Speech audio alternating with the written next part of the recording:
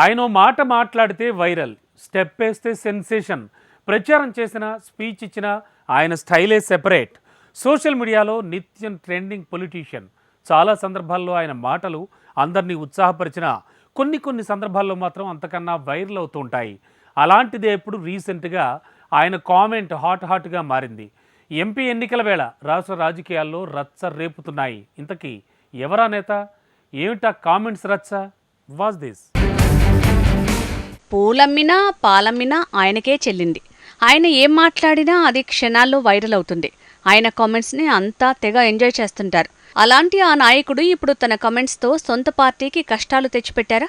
Parliament ఎన్నికల వేళ ప్రత్యర్థులకు కొత్త అస్త్రంగా మారిపోయారా అంటే అవుననే సమాధానం వినిపిస్తోందట. చామకూర మల్లారెడ్డి ఎంపీగా ఉన్నా, మంత్రి పదవి చేపట్టినా మల్లన్న స్టైలే వేరు. రాజకీయ ప్రత్యర్థులను టార్గెట్ చేస్తూ ప్రెస్ మీట్లు పెట్టినా అది మల్లన్నకే సాధ్యం. ఆయన చాలా సరదా మనిషి అని స్వయంగా గులాబీ పార్టీ నేతలే అంటుంటారు.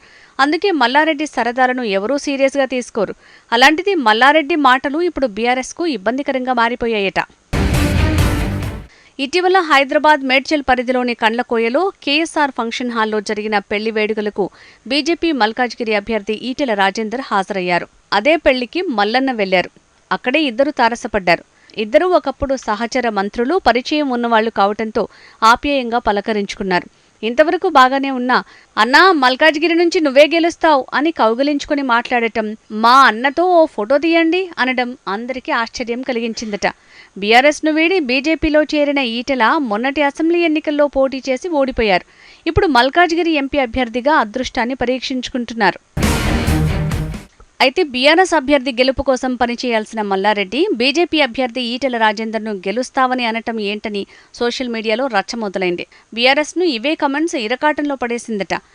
లోక్సభ ఎన్నికల్లో మల్కాజ్గిరి నుంచి పోటీ చేస్తున్న రాగిడి లక్ష్మారెడ్డికి నష్టం చేసేలా మల్లారెడ్డి మాటలు ఉన్నాయంటున్నారు ఆ పార్టీ నేతలు. పార్టీ పెద్దలకు గులాబీ పార్టీకి ధమ్కీలు ఇచ్చేలా మల్లారెడ్డి మాటలున్నాయని సొంత పార్టీ నేతలు చర్చించుకుంటున్నారట. బీఆర్ఎస్ ప్రభుత్వంలో మంత్రిగా చేసిన మల్లారెడ్డి ఇటీవల ఎన్నికల్లో మరోసారి మేడ్చల్ నుంచి ఎమ్మెల్యేగా విజయం సాధించారు. మల్కాజ్గిరి నుంచి ఆయన సొంత అల్లుడు రాజశేఖర్ రెడ్డి గెలుపొందారు. అయితే అనూహ్యంగా రాష్ట్రంలో కాంగ్రెస్ ప్రభుత్వం రావడంతో మల్లారెడ్డి విద్యాసంస్థలు, భవనాల్ని కూలగొడుతూ ఇబ్బందులు పెట్టడంతో వీరిద్దరూ కాంగ్రెస్లో చేరుతారన్న వార్తలొచ్చాయి. ఈ మేరకు కాంగ్రెస్ కర్ణాటక ఉప ముఖ్యమంత్రి డీకే శివకుమార్, తెలంగాణ సీఎం సలహాదారు వేం నరేందర్ రెడ్డిని కలిశారు. ఆ తర్వాత ఏం జరిగిందో కానీ సైలెంట్ అయిపోయారు.